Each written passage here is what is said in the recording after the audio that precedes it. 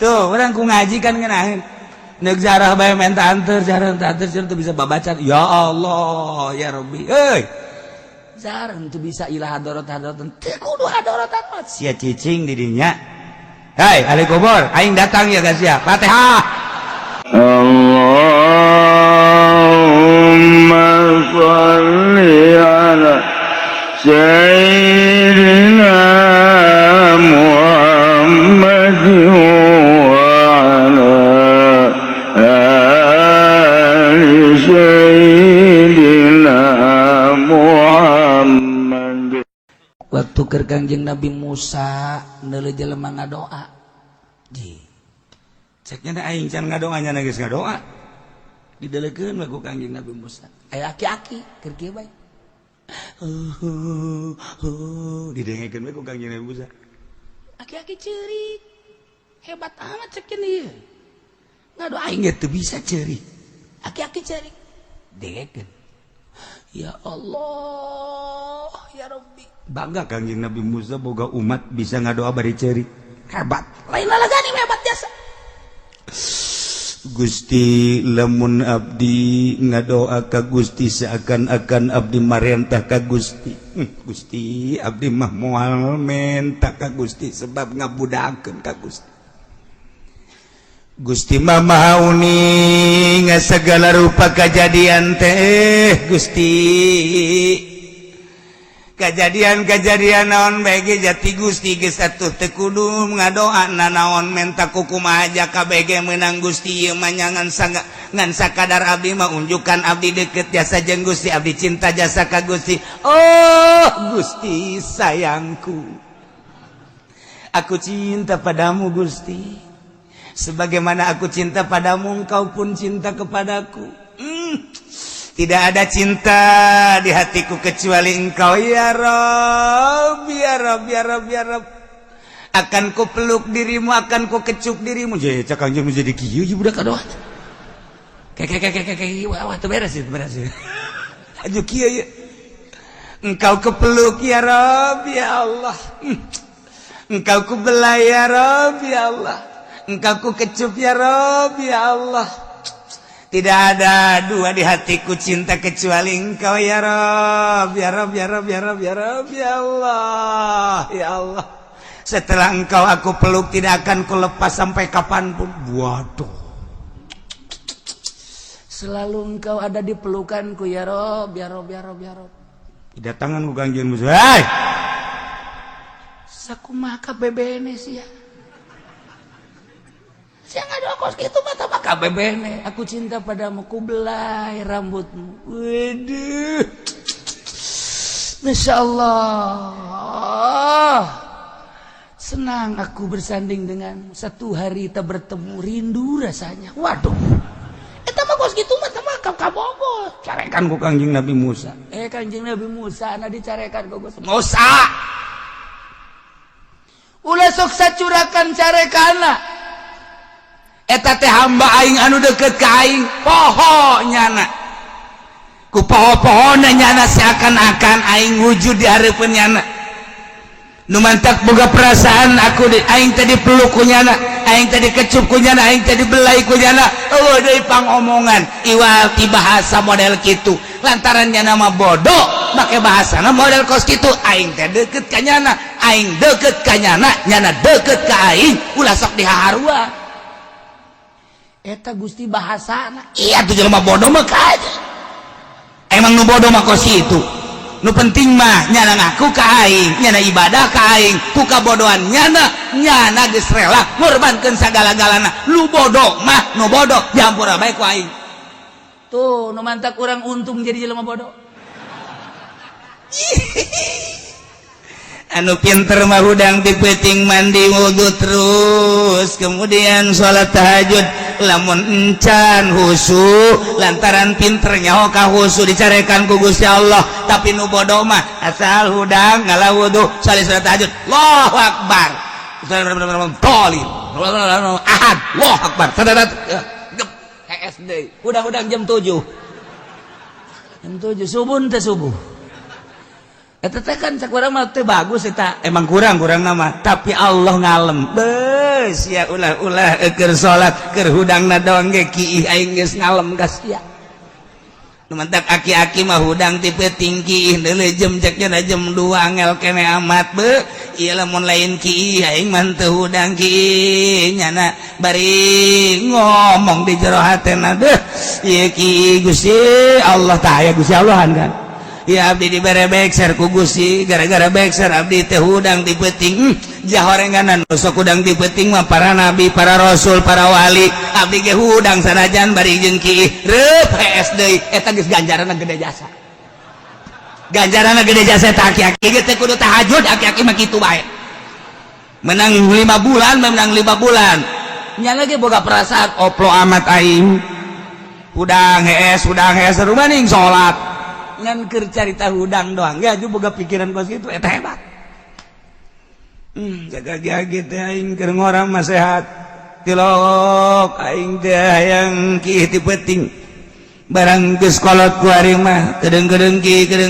ya hudang ti peuting teh jam 1 hudang jeung 2 hudang jeung 3 hudang mikiran nya anu sok hudang ti peuting mah rasul janu sok hudang ti peuting mah nabi jangan sok udang dipeting mah para wali, para ulama salafus sholihin berarti aing ge meureunanan ku Allah dijadikeun wali. Aduh. Tolol tak kita. Karena udang doang jadi wali. Ih, tah tapakur kos kitu teh, tapakur kos kitu gede ganjaran. Geus bae, geus ulah salat. Geus aki-aki mah. Di cenah kieu akur amat ya kula ge tilok salat. Aing anu mantek aing ngomong gitu ge nyaho. Sia tilok sholat ngan di blon-blon penmannya jadi sekolah tak teh ini cara kan kanjeng Nabi Musa antap kan eta hamba aing kabisana sakitu antap geus deukeut ka aing oh cak kanjeng Nabi Musa horenganan dedeketan ka Allah masa kumaha kadar dirina nu penting mah nemah bae aing mah boga ilmu teh sakieu aing mah boga ilmu teh sakieu ku ilmu sakieu ku aing deuk dipake ka Allah asal nemah tadarruk DP ka Allah boga rasa ku bodoh aing daripada jelema pinter agul ku pinterna mendingan nu bodoh ngarasa bodoh jadi akhirat bakal hebatan nu bodoh ngarasa bodoh daripada nu pinter ngarasa pinter deh pinter aya di aing segala rupa aya di aing dik anu ngalehkeun aing betul doktor aya di aing insinyur aya di aing dokter rendos aya di aing buka abi aing mah pinter jasa dik caritakeun naon coba alam aing mah nyai dik caritakeun urusan astronomi aing mah urusan perbintangan dia nyaho aing mah nyaritakeun urusan tumbuh-tumbuhan dia nyaho hei dosen aing mah ngadosenan di universitas anu universitas aing mah geus saluhureun sagala rupa aing takabur ku ilmu dibandingkan jeung sanajan nya ibadah ka Allah dibandingkan jeung nu bodoh ya Allah ya Rabbi abdi mah jasa kikieuna dibere ku Gusti nemah abdi ku bodoh abdi tapi tetep abdi ku bodoh abdi hayang salamet mudah-mudahan we bodoh abdi moal kasalamatan Gusti jasa kieu bisana abdi mah abdi bodoh tapi abdi kos jelema pinter Gusti nu pinter mah ti penting telok hudang abdi mah du bodoh tapi hudang nu pinter mah ti penting telok maca sholawat abdi bodoh tapi abdi membaca sholawat tuh abdi bodoh tapi kos tu pinter itu pinter tapi kos tu bodoh Gusti ku bodoh abdi mah hayang disalamatkeun we jaga di akhirat tetep abdi mah embung ka neraka Gusti kajeun diseret ku malaikat abdi mah embung deuk lumpat ka surga Gusti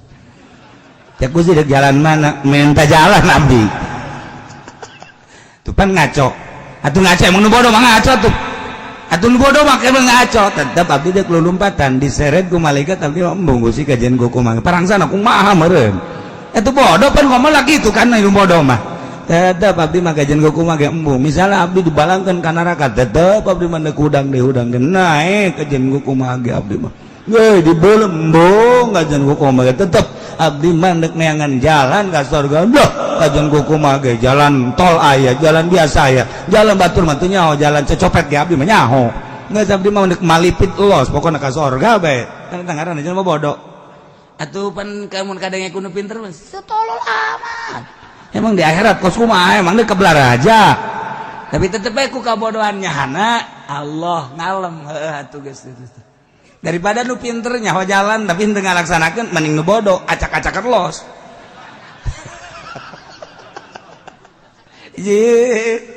oh gitu deh ditimbang Gusti ulah ditimbang abdi mah tuh jaka rasa amal abdi mah teu bara ragus teu karasa abdi mah begitu ditimbang kabeh salat babul pangeran geus teu kudu ditimbang abdi mah dia salat abdi jore puasa abdi jore zakat abdi jore segala rupangan abdi mah muga neraka sakitu doang geus sakitu abdi mah kajen gugu mah ge embung bae kokojotan abdi kajen gugu mah ge sia kokojotan kumaha henteu kokojotan kajen gugu mah ge tempat di sorga jang sia mah sisina bae Gusti di sisi cak jana mah meureun bapak kolotnya anak kunaon tah ngomong gitu bodoh makan ngomong kos gitu eta nu bodoh ngomong kitu Allah ngalem daripada lu pinter teu ngalaksanakeun mending nu bodoh ji atuh nu mantak nu bodoh mah ngeunaheun jasa jadi nu bodoh mah indah jasa di sorga teh jang tempat-tempat nu bodoh Masya Allah mantep jasa di sorga mah nu barodo loba jasa bakalna yeay anu teu wau jeung pamarentah kan bodoh ngaranna eta bakalna ka sorga nu teu wau jeung judi eta kan bodoh ngaranna ka sorga nu teu wau jeung mabok eta kan bodoh ngaranna eta ka sorga nu geus kitu ngaranna anu teu ngridit janjana mah sieun beus teu kabayar bodoh kan ngaranna eta bakalna ka sorga eta nu geus kitu anu pinter ngridit da jahanam teh mata mending bodoh teu mah geus kitu sia emang henteu nyokot duit di bank embung aing mah sieun aing mah bodoh aing mah ngarasa bodoh sehingga henteu salamet sorga. Heuh, sia mah usi motor ku ari mah teu kudu make DP, asal aya KTP bae. Embung aing besi ka henteu kacocokan ka ditu lah geus aing mah ngarasa bodoh henteu aing mah kajen naik sepeda bae lah kajen lah. Atawa leumpang bodoh sorga. Heuh. Sia mendingan ka ditu tuh raramean. Ku ari kur aya di ditu embung aing mah deuk salat duha bae lah aing mah ngaranna bodoh ieu. Sia salat duha kos husu bae kajen aing mah teu husu kan penting mah tarangan hideung bae geus lah. Geus bae. Ke aing nuduhkeun ka malaikat. Malaikat ulah sok ditimbang-timbang deuleu tarang deuleu tah teu kadeuleu sakieu hideungna urut naon eta ulah nyebutkeun naon hideung malaikat ya Gusti ya tarang hideung mah balangkeun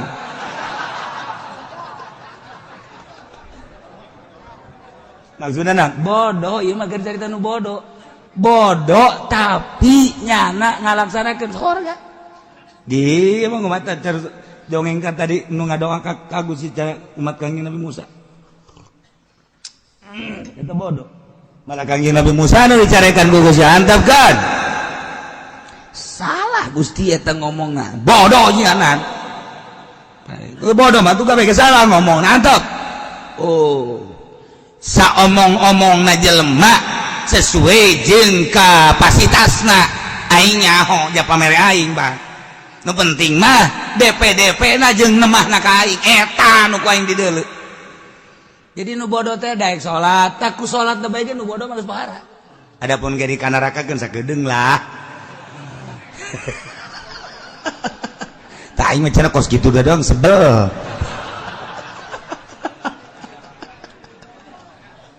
Atuh geus geraheun ka sorga. Aju ka neraka. Nah, iya kan mantap, bodoh tapi make hebat. Ngadoa aku ngomong emang ngadoa make bahasa urang ngadoa mah jamenta. Ulah sok aju ngariung bau datang ke urang naek. Kieu angel mah turun deui. Sugan teh mah deuk robana atina pidunya hasanah geus naek, urang turun deui. Datang ka ti tadina amin kencang, datang ka lalaunan, datang ka malik ngadoakeun teh ku baredeg teh kiai. Malik dilanat cedak atuh ngadoa mah kada salamat ulah loba cara Kangjeng Nabi sih geus make urang lamun ditangariung ye tangariung eueuh kiai ustad urang mah aja cenah jatuh bisa hadiah make urang Fatihah ka hiji jang ngaran saha ayo kadekan jang Umar nah Fatihah ka hiji Umar Al-Fatihah Fatihah kedua Bakar Al-Fatihah beres emang masa gitu-gitu kene tangan di Arabkeun doang. Fatihah katilu dadap jeung waru Fatihah. Beres dolin amin. Allahumma sholli ala sayyidina amin ya Allah ya Rabbi. Ieu tadi anu disebutan teh menta disalametkeun di kuburna, dilegakeun di kuburanana, dicaangkeun jeung harirup menta dibere salabar, menta dibere jamuga, menta dibere mararaju, menta saralamat. Wa sallallahu ala sayyidina Muhammadillah rabbil alamin. Ye, cak nu milum maning ieu. Daripada itu ngenyeng-ngenyeng mau ngangkat deui turun deui ngangkat deui turun. Iya geus kiai itulah diondang kurang lah. Engke mah ngariung ieu bae ieu. Bener. Pas ngariung deui mang diondang ngariung ti mimpin. Aing mah teu bisa cara nu kamari.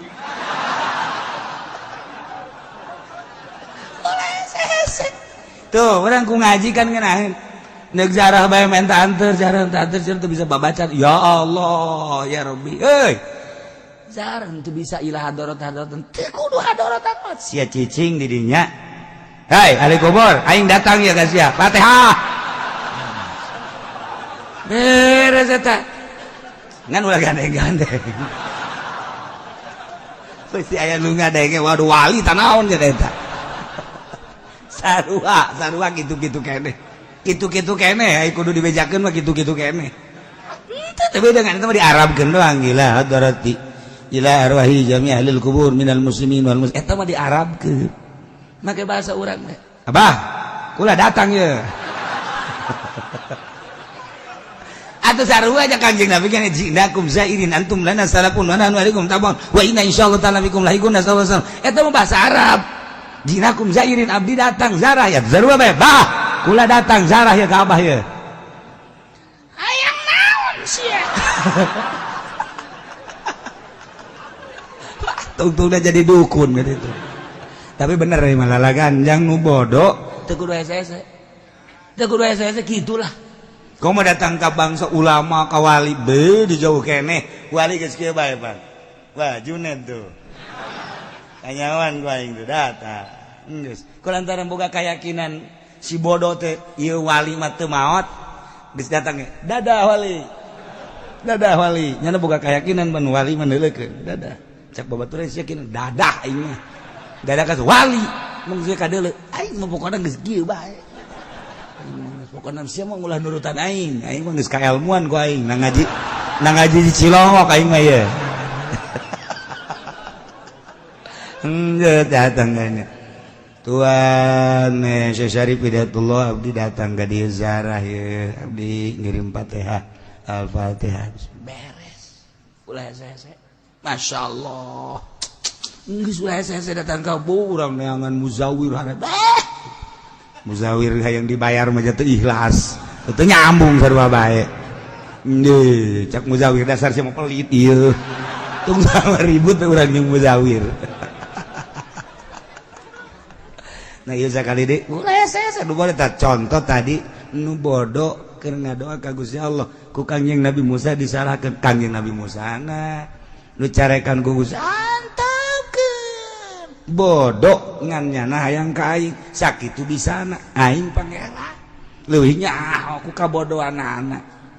geus jamburak wae cek Kanjeng Nabi Musa pan abdi titah ngalempeng-lempeng mah lain waktu kos kitu dakwah ngaji lempengkeun engke nyana menyerap Ari hajunanya eukeur kieu aju disalahkeun mah nganya ge hatung ke moal daek ngadoa deui cek ku pangeran. Ye, ulang ke mun keur ngaji bejaan dakwah ari keur praktek antepkeun heulana. Oh kitu atuh dibere metode Kanjeng Nabi Musa. Masya